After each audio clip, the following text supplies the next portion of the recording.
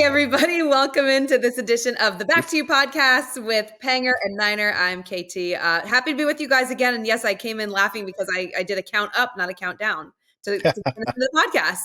I said 1, 2, 3. You think I've done television before, but no. Hi, guys.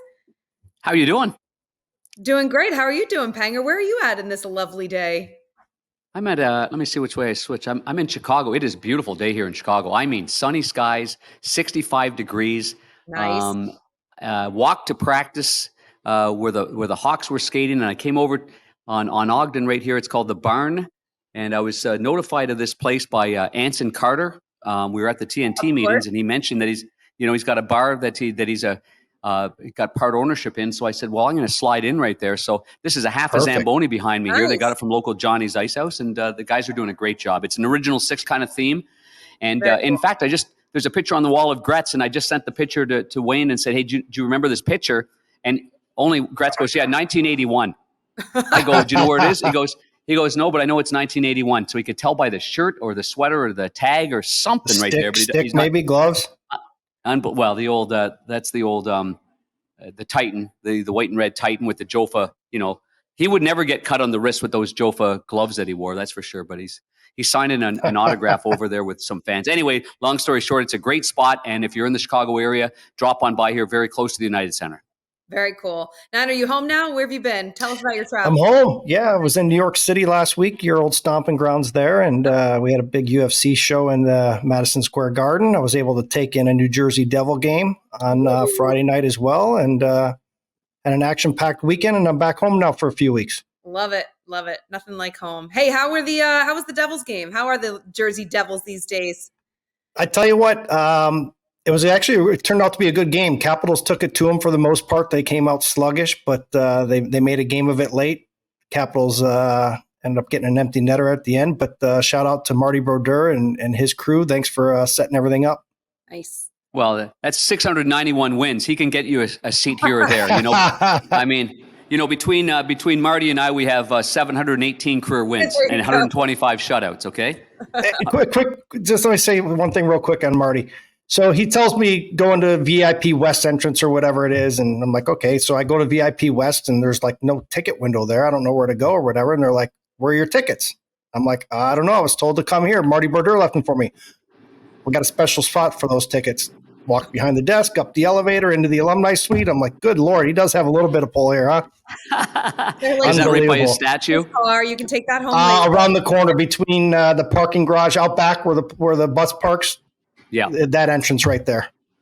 That's awesome. Fantastic. He is one of the great ones. I'm so glad he's involved with the Devils right where he should be. Mm-hmm. And even though I had a small part of him in St. Louis where I did broadcast his final shutout, 125th of his career, it was as a member of the Blues. Yeah. He was my favorite player growing up as a Jersey girl. Is that right, huh?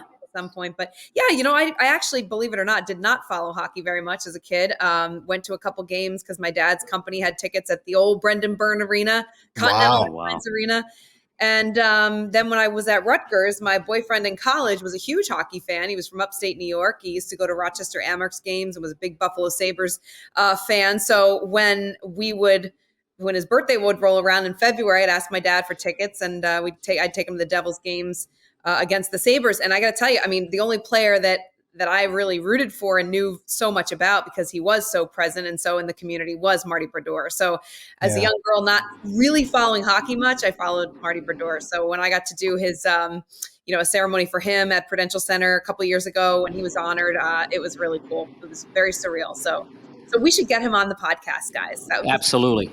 He would, he's just one of those guys that no matter what he's doing in life, it's like all of our guests. And that's why I think this Back to You podcast is going to be, it's so important because the people are not just people that we've just called randomly. They're people close to our hearts and they'll do whatever. And Marty's just that kind of guy. It's amazing human being, but also the amount of games that he played, like over 1,200. Just think of the numbers. They're staggering. They're outstanding. And when we talk about Gretz, or maybe we talk about maybe Ovechkin breaking Gretz's all-time goal scoring record, you look at goaltending, and those records from Marty Brodeur are not going to get broken. That's it. Over and done. The closest guy is going to be Marc-Andre Fleury knocking on the door here, and he's not going to get close to them. So, I mean, that's something that he's going to forever have in the Brodeur families, those records that he holds. Yeah, that's awesome. Well, speaking of good people and good conversations, I'm super excited about our guest this week. I told my sister who was coming on, and she absolutely loves TJ Oshie. We get to see TJ in Tahoe at the golf event, so she's gotten to know him a little bit. But yeah, TJ Oshie is our guest this week, guys. A Stanley Cup champ, an advocate for many, many great things in life, and just an all-around good dude. So let's take a listen. And here he is, TJ Oshie joining us. What's up, Osh? How's it going? It's going good. How you guys doing?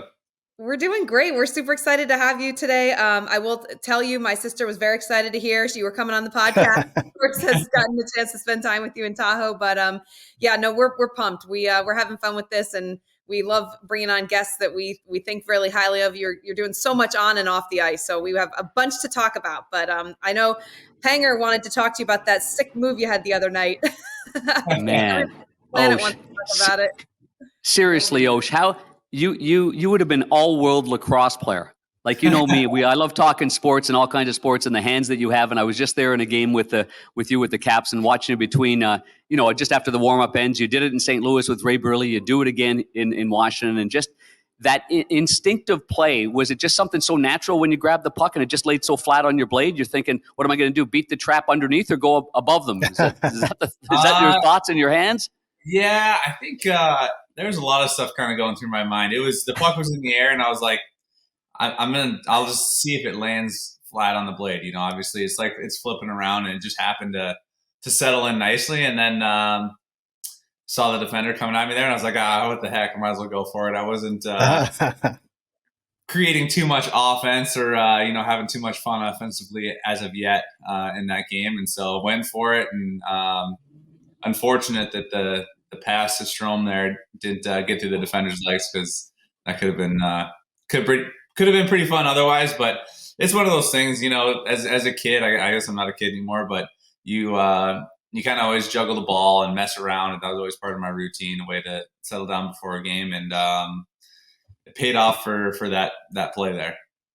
It was so close to getting through the defenseman's legs. It would have been perfect. I think it just clipped the skate blade, didn't it?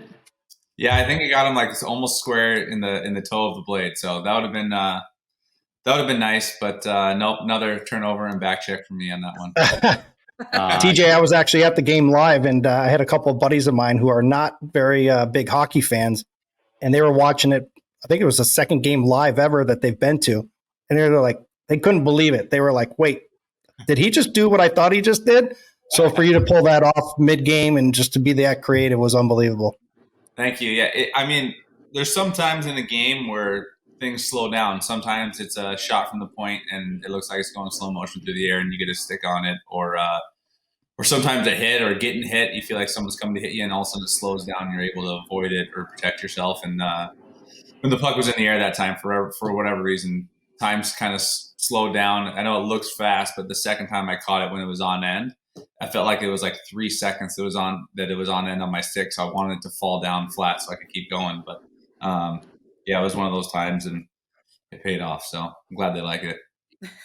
Osh, in a situation like that, are you also thinking, I hope that the defenseman or the forward back checking is as mesmerized on the puck on my blade as I am? Otherwise, you're going to get thumped somewhere as you cross the blue line. Did you ever think of, I better take my eye off the puck a little bit here, because I could be taken down pretty quickly? Yeah, I think even when you're looking at your stick, and especially with my stick being up in the air a little bit, you can still see all the ice around you, right? So if there's skates coming towards me, there's a very different story. And when I flipped it over the first guy, I glanced at him to see if he was going to come hit me so I can reverse shoulder him or protect myself. So there are those little thoughts that go through your mind, kind of almost more instinct now, I think, just after, for most of the guys out there. But yeah, I was thinking it, but all I saw was kind of white around me. So I knew I had a little bit of time. Yeah, that's a good way of describing it. Excellent. TJ, when you you just mentioned, I mean, you kind of alluded to the fact that you've been playing a long time here, right? 36 years old. I mean, when you look back at just your career, Stanley Cup champion, you've been on a couple of teams, but could you have imagined when you started playing that you'd still be playing this game at the level you're competing at the age you're at? And I'm not saying you're old. Trust me, I'm older than you, but I'm just saying. I totally understand. Yeah. Well, so I think when I joined the Blues, Big Walt was my age right now, I believe. So seeing him and seeing the boys running around the locker room, I really didn't think that was a point that I'd be able to get to in my career. I thought that I would play like 10 years or so, and I just had the drive. I thought that I could have a nice career in the NHL, but to still be playing at this point, especially after the last couple of years that I've had with some health things. No, it's just, I mean, I don't know. Even when I signed my 8-year deal 6 years ago, it's kind of like, well, that's a long time. But I still love it. I still love going to the rink. I still love being with the boys. I still love competing, and that's probably the thing that's kept me driven the most is the competitiveness that you just don't get away from the rink. I'm crazy competitive on the golf course as well, but it's just a different type of competitiveness. I can cool down afterwards at the rink. I need to get all the aggression out while I'm out there. So I am very fortunate. I've played with a lot of good players, a lot of good teams, a lot of good mentors before me that when I was younger tried to hammer into my head how to become a good pro. And then as I got older, I started listening a little bit more. And I think that's kind of why I matured enough to be able to still be playing the game. Oshie, I was part of the broadcast team in St. Louis when you were just beginning, and you just mentioned Big Walt. And the one thing I remember is when Walt was in his final year, how much time he took with everybody, how much time he took with the trainers, how much time he took with the broadcasters, made sure that we were on the road and we're going to meet up here, we're going to meet up there for dinner, or maybe a couple of cold pilsners here or there. Is there something that you've taken away from Walt that you'll remember when your days wind down and kind of not reenact what he does, but learn from what he did? Yeah, definitely. I think he was a guy that was very good with the surrounding people around the locker room. He was phenomenal to the trainers. The way he spoke to coaches, the way he treated everyone around the broadcast team, all of that really, really stuck out with me because it was something that was new to me. As a college guy, you don't interact with, you do your interviews and that's basically it. You're just with the fellas.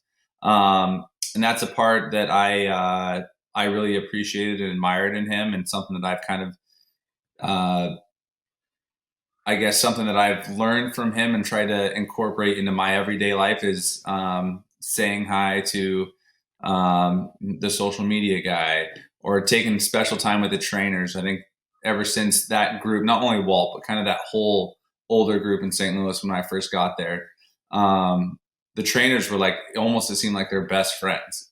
And now that's kind of how it is with me here in Washington with the staff that we have here. I spend a lot of time with them, whether it's team dinners on the road. I love to sit with the staff and hear their stories and hear, what they're getting into after and things like that. So that's something that's, I don't know. I think it's a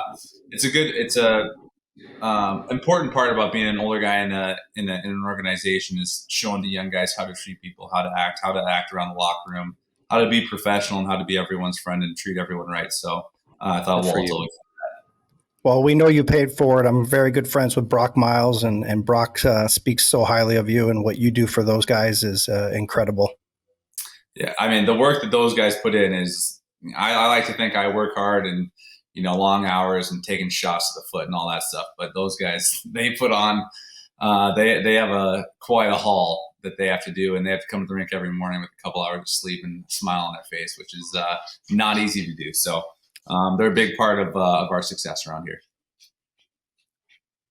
And TJ, what's it like now that you've got, over the course of your career, so much has changed for you personally? I mean, you get married, you have 3 daughters, then you have your first son, so you've got 4 kids running around. So life is very busy outside of hockey, right? You come home from work and you're back at work with all these little ones running around. So just describe kind of what an average day is like, and really how that perspective changed for you once you had a family involved in your career.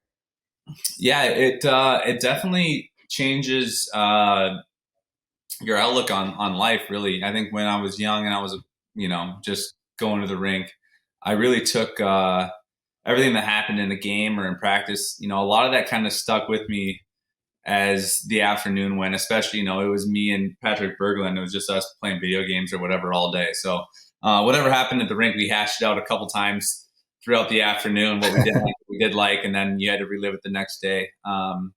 And hockey really, it's kind of just your whole life. And I think once you start having kids of your own, they start taking up that time that you, once you leave the rink, there's something else you have to do. They're your life now, and hockey is your job and something you still love to do, but it's a real positive escape and puts things into perspective of the hockey life and then the home life. I like to say I got more sleep, but I got the same amount of sleep, but for different reasons. I think once the family came along, and man, it's just there's nothing better than coming home and having the kids smiling after a tough loss. You forget about that loss very quickly, and you go to the next day completely recharged. So, I mean, my favorite times now are going to my kids' sporting events. My little Len won her first ever championship on her soccer team yesterday. So that was like, I mean, I was jumping out of my seat, running on the field, full kicks. So that is where I get the majority of my excitement these days, and what I really love to do. But there's still some love left for the game and going to the rink. That's awesome. What sports are they involved? Oh man, we try to get them in as much as they can play. So the fall here was softball and baseball, and then soccer, travel soccer, which is crazy how much they are expected to be at the field. So because of that, flag football was out of the question for my 7-year-old girl. She's my little spitfire. And so we're doing a hockey clinic, and then as the winter goes, we're moving into basketball for both of them, and then the softball and baseball will start back up, as well as the soccer. Okay, I'm going to go over this again. Okay, soccer and then soccer travel, softball, baseball, flag football, hockey, basketball. Yeah, and then I think we're going to do some golf lessons with the Baxton kids. Golf, check. There you go. Golf, okay. All right. And I mean, they were in tennis, but tennis. We've taken a break on tennis. So I think the only thing you're missing is karate. Yeah, we need to do that. I think I'm going to just go right for jiu-jitsu so they can really, get a little pickleball, maybe. Yeah. No, that's for the old guy Oshie. The pickleball's for Osh, not for the kids yet. Yeah. But you're missing lacrosse, and because I'm a huge lacrosse fan, I'm going to throw that out there. You need to get into lacrosse. So we tried lacrosse. I want to say 2 springs ago, and so we got the sticks and everything. They didn't really get into it, and it there's a conflict with a different sport. I'm sure it'll pick up out east here. I mean, lacrosse is super big. I always had a lacrosse stick. I never played actually, but we'd play in the backyard and buzz around and stuff. So what's this in Washington? Every time you go by the Potomac, crew. There you go. Going crew. Yeah, that's go. Tough. Yeah, right. There you go. That's hard. We did that as a team building exercise one year. It was like the Americans, the Canadians, and then all the Europeans were on a boat. And that's a tough one right there. Who won? The Americans won. Nice. Sorry, Banger. So they said that with kind of a nonchalantness about it. Like, okay. just the like Canadians had a big lead. The Canadians had a big lead. And someone, I think, twisted their paddle because you have to be in like perfect sync. Otherwise, you're not going anywhere. And it was right before the finish line, and they basically stopped, almost tipped over. But they started celebrating like they were at the finish line, and they just started cheering. Premature. But the Americans came back. The Europeans, I don't know if they moved. They might have went back. They're going in a circle. Yeah. Well, the Canadians were definitely having a Molson, eh? That's what happened. They were off to a good lead and maybe had one too many. Well, speaking of, I mean, now it's got nothing to do with crew and it's got nothing to do with good leads. So my segue was really kind of rotten right there. You'd think I'd been in TV, but I wanted to make sure, because I know you've got the kids in the back and everybody's playing back there, but I wanted to make sure that we touched on something very special in your life, and that would be Warroad and what you've done. Not just this conversation isn't happening just because of the death of Adam Johnson. This happened before that, and I ran into a couple of guys, Reese Johnson of the Blackhawks, and he's been wearing your stuff all along, like the arms, the cut proof that can fold back up and kind of tuck in your elbow pad. He was actually showing me everything just the other day about it. So, and now it's obviously timely for unfortunate circumstances, but as a company, I mean, how proud are you, like that you're kind of ahead of this, Oshie, and hopefully getting a lot of younger kids wearing it, and just, you know, for the good of the game and for the safety of the game, obviously. Yeah, we've been working on this for gosh, I mean, we took the little COVID break as everyone did there, but probably since 2019, I want to say, on the undergarment under the gear and kind of trying to perfect it. I've always been a guy that had skin irritation. You know, I get rashes from my gear. Usually always where like the seams were on clothes or like my elbow pads. And a couple of my partners approached me. They had an idea for a company, you know, very like rooted in hockey. And they had the Warroad name. They're like, what do you think? And all this. So I won't go through the whole story, but it is a pretty cool story how we got to the name, cleared it with, you know, some people from the town of Warroad. And they were, you know, very proud that the name was getting used, but wanted us to get back to the youth program, which we were doing. And so anyways, I went through all the shirts and the undergarments that I've had as a hockey player, and told them just everything that I hated and what I wanted improved and what would be awesome, and stories and things like that. So we got to the you know, the base of the shirt, which is has Ionic Plus in it, so kind of a silver yarn actually woven in, so that never leaves the shirt, for bacteria and making it not smell bad and all that stuff. I had talked about a couple of issues of guys getting their wrists cut, usually not like real bad, but like someone jumps the boards, your hands on the boards, and just, you know, you get a little slip. You got to go get 4 or 5 stitches. You lose a couple shifts or a period. It's frustrating. So I asked them about the cut resistant. We can't say cut proof because, I mean, you could, if you really tried, you know, you could find a way to get through there. But sure. So we got Cutlawn. That's out of Finland. Very, very high tech, kind of the best of its kind. Do that on. Also, elbow pads on players are always sliding up and down. You know, you fall once on your elbow with it down, your elbow like is inflamed for a full season, it seems like. So we threw some padlocks that can kind of lock your elbow pad down, basically an extra sleeve. And then we got the cut resistant on the Achilles tendon as well. Because I hated wearing those big warm, you know, like Kevlar socks. Right. And so we want to throw something back there. And a young boy, a terrible story, had died back in January 2022. I believe his name was Teddy in Connecticut. He took a skate to the neck. And right after, I immediately told my partner, was like, hey, we got to get something out there for the youth, for kids, make it cool, make it comfortable, keep it like super high tech. They went and did it.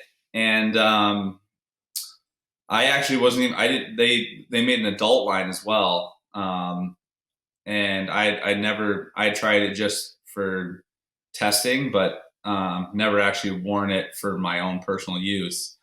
Because my initial thought was we got to help these kids that don't have, you know, I think at a Capitals game, I went through it with Serbs, our head athletic trainer, medical trainer. And he's like, you know, we have 2 ambulances, you know, 2 teams of paramedics. We know what to do. This is the door you go to. I just want to make sure everything was super, super clear cut if anything had happened to me or one of my teammates. but the kids don't really have that. So Yeah. we ended up making the Tylo. It's called the Tylo. It's like tighten the body, or sorry, tighten the arms, loosen the body, just for comfort reasons. And and so yeah, we made it. We launched it like 2 months ago now, I think, or a month and a half ago. And after I saw the tragedy with Adam, I was like, I'm gonna try this thing. You know, Right. if something happens. And I actually, because of my skin irritations, I already cut the collar off my jerseys. I had to clear it with the NHL to do it. So all the collars on my jersey are cut off. If you ever seen, like, normally That's right. when I'm going, I'm missing the extra thing there that everyone else has, because I get really bad rashes on my neck. And so now that my neck's covered, it actually prevents my jersey and my shoulder pads from rubbing, which is not why we made it. But Sure. we didn't have enough. So I got 5 sent to me. I got 2 of them and gave the rest to my teammates to try out. So on our last road trip, I didn't have any in my road bag because I had given them to the boys. So I had to go back this weekend, these 2 games without my Tylo neck and wrist on, and it was super uncomfortable. So I'm looking forward to get back in it tomorrow night. Quickly. That's awesome. You know, it's something too that. Sorry, but yeah, you know what? That's how we got to the Tylo neck and wrist. There was many people on social media. Actually, they went out and they're like, "Oh, he's not wearing it anymore," and that's the reason why. So you didn't have it on the road. It wasn't because I mean, everyone there, we're sold. Like, we don't have any. We don't have any. We're making them as fast as we can, but our materials is not your standard, like, oh, here, we'll just spit out 500,000 of these things, throw an extra on it. We use very high tech fabrics, and we don't want to mess with the integrity of what we make. So we're making them as fast as we can. We'll get them to as many people as we can, as fast as we can. But I only got 5, and I gave 3 of them away. So TJ, where can our listeners find this once everything's back in stock and when you have enough supplies? Yeah, so it's just Warroad.com. I'm not sure on the exact release date. I know there's a waiting list on there. I believe we'll probably do some type of pre-order thing so that, you know, the people that are on there and checking will get first dibs. And then there's been, I mean, I don't know the exact number, but a lot of people that reach out on Instagram if I don't really know them, or if they have my number, texting how I can get it for their kids, for their teams. I had actually a team trainer reach out to me to see if he can order for the whole team in the NHL. So yeah, we're making them as fast as we can and getting them out to as many people as we can. But it's a scary thing, and, you know, you just don't want to see it happen to anyone else.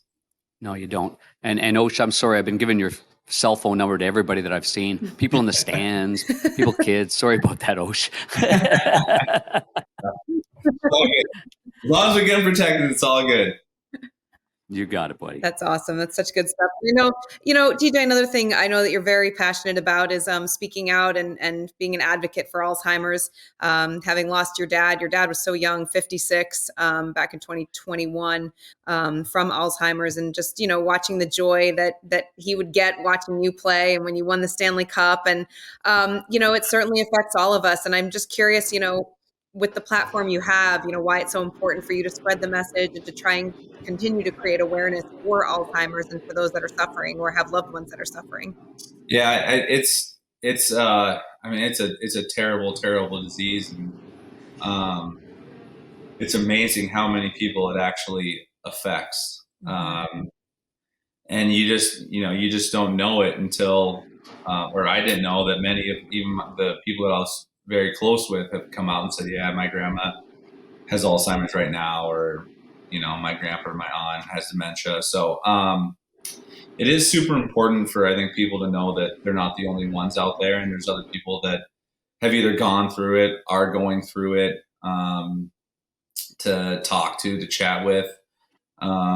It's I mean, on the victims, on the families, on the friends. It is a tough thing to get through.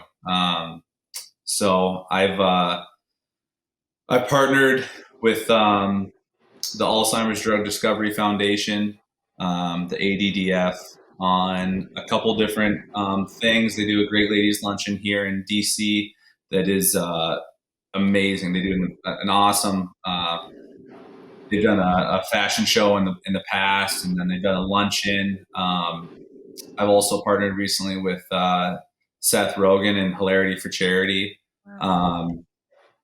where I believe his mother-in-law was affected. I think he'll actually be dropping the puck in LA at the end of this month to raise awareness for Alzheimer's, which is very awesome. I hear him speak, and so like I talk about it, and it's like I'm sad, and it's it's a sad subject. Yeah, it's sad for him, but when he talks about it, for some reason he can bring some laughs to the situation. He's just got that just that unbelievable ability to make people around him laugh. So I went to just down the road actually a function with him about 6 months ago. So there are some people advocating for it. We want more. One thing I just wanted to bring up is there is very early testing that you can get done if Alzheimer's runs in your family. One is tough news, but two, the sooner you can get at this, they think it starts 15, 20 years before you actually start showing symptoms. So the sooner you can get tested, the faster that you can live the lifestyle that you should live to prolong that and prolong the years with your loved ones. Well, here's to Coach Osh, bud.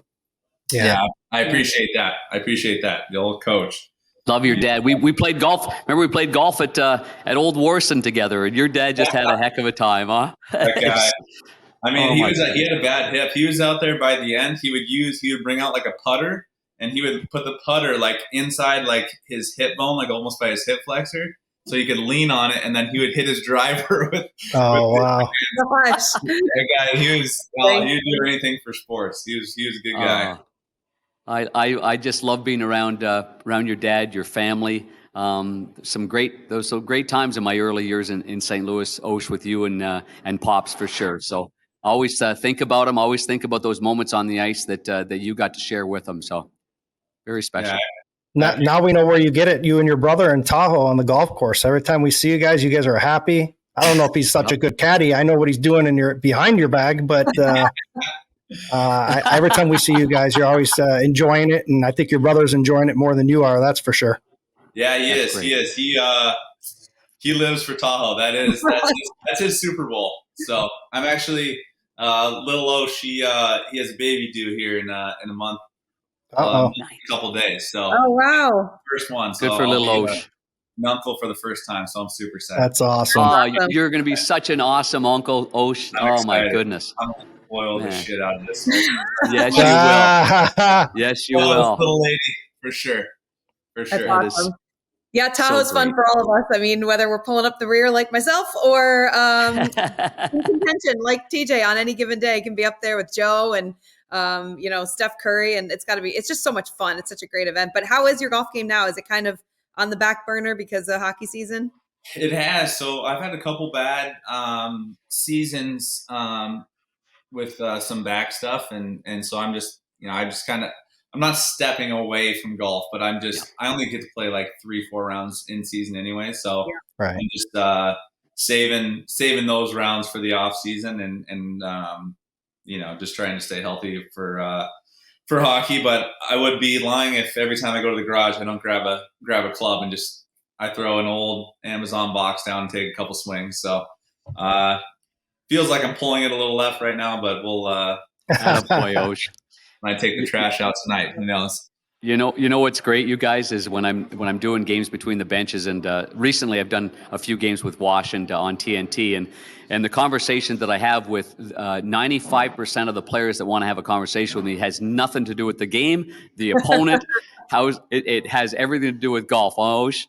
And I'm like, the last game we done, I'm like, you're not okay, you're not stopping playing golf, right? And he goes, no, just during the season. I can't just, get on the road and pick up a club and just start playing. You got to take care of that body at your age. And because the bottom line is, Osh, you got to get to my age and still try to get in the pockets of people. Okay, that's the key. Okay. Yeah, exactly. I gotta, I got to keep the handicap right where it's not too good, and it's also not too bad where you're a sandbagger, So not one of those guys. No, you just play the game, buddy. Play the game, and anyway, you're so fun to play with and be around, and we can't thank you enough for your time and your thoughts, and you're always you're a great spokesperson for the game of hockey and just in life in general, though. So we really appreciate it, pal. TJ, before you go, I have to mention, I can't believe it's almost this time, but it's almost the 10-year anniversary of your unbelievable shootout performance. Shootouts. USA over Russia in Sochi.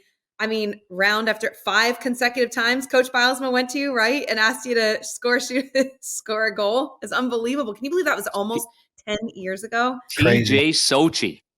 Yeah, he became a household name. It was wild. It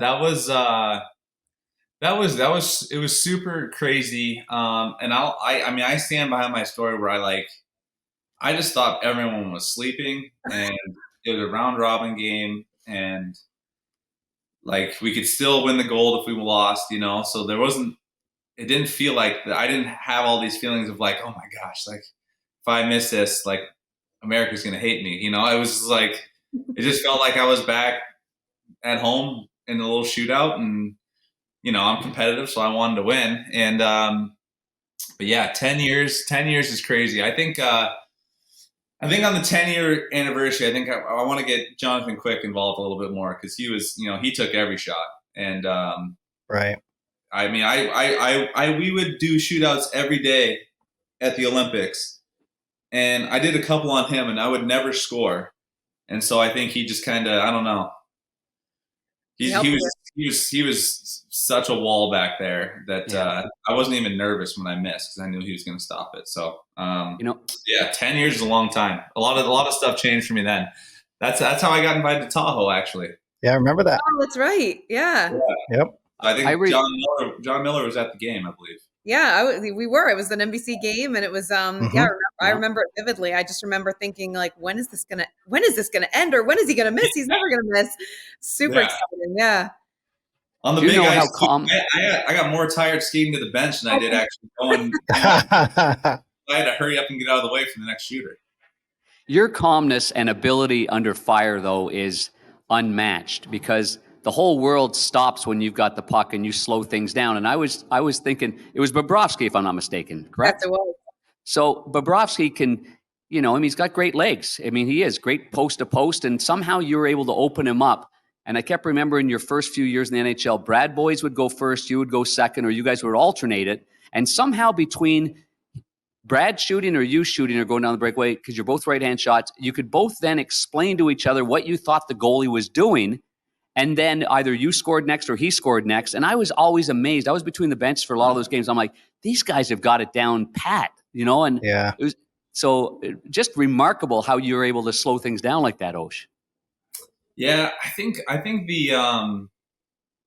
one thing that I've always appreciated in sports is like a sports mind, or like in hockey, they say like a hockey mind kind of thing. And playing kind of these mind games against your opponents. And I mean, it's as far as playing cards on the plane for me. I love having just not knowing what card I'm going to play next. You know what I mean? And so I think the Nine of Hearts. The Nine of Hearts, exactly. The old Nine of Hearts banger. And so actually that's the first time when I went and shot on my second attempt, that I went in the exact same route, because I was like, I'm just going to pretend like I'm doing the same thing, and maybe I can get him to start guessing or whatever. And then now I do it ever since. But that was the only time I actually thought about I guess I should just go in the same direction. So I think, I don't know. The shootout, I think when you get that many shots, is more of a mind game more than a talent level type thing. And I always appreciated that aspect of it. Fantastic. It was definitely one of those moments where you remember where you were. And I was in Brazil. I was in Sao Paulo, Brazil. And I made it to a pub just to watch that game. Wow. It was unbelievable. Never forget that. Great job. Thank you. I get like when you see the bars videos, that's what really gave me chills more than the actual moment, even like when the last puck went in. However, it was very exciting. But when I saw the video of like the bars, whoever put that together on It's YouTube, unbelievable. I was like, I remember that. Yep. like maybe once a year, and I still get like goosebumps. So So cool. that's the stuff that makes what we do pretty cool. Yeah, for sure. You made a nation proud. Well, hey, we can't thank you enough for your time today. I know you've got a very busy household going on, so we're going to let you go. And good luck the rest of the season. We'll be at a couple games. We'll certainly cheer for you down there. But always great to catch up with you, TJ. And we just appreciate your time. Thank you. Thanks, guys, very much. I love being on. Yeah, many thanks, Osh. Take care, buddy. Thanks, TJ. See you in Tahoe, buddy. Sounds good. Thanks. Oh my gosh, guys, one of my favorite humans, one of my favorite hockey players to watch. It's so fun to catch up with him in the off season out in Tahoe at the American Century Championship. And he's just all around good guy. You love cheering for a guy like that. Guy's a champion. I mean, the guy in every walk of life. I mean, having Coach Osh, his father, suffer from Alzheimer's, what he's done with Warroad.com, if you're interested in the great I'll call it the underwear, but we know it's not underwear, under gear, or the shirts and the cut, and this is important, not cut proof, cut resistant product that they're so proud of and done so much work in. So Osh is just the best. I just love seeing him between the benches. I love seeing him on the ice. He always has time to come over. He's flipping pucks in the air, 900 miles up there. He lands on his blade. He laughs, and he just is a great example of what's great in sports and in life itself. So always awesome being with Osh. Yeah, he does it the right way, 100%. Family guy. He knows what it's like for other people to bring their families to the games. He's an entertainer, and like you said, he's a champion.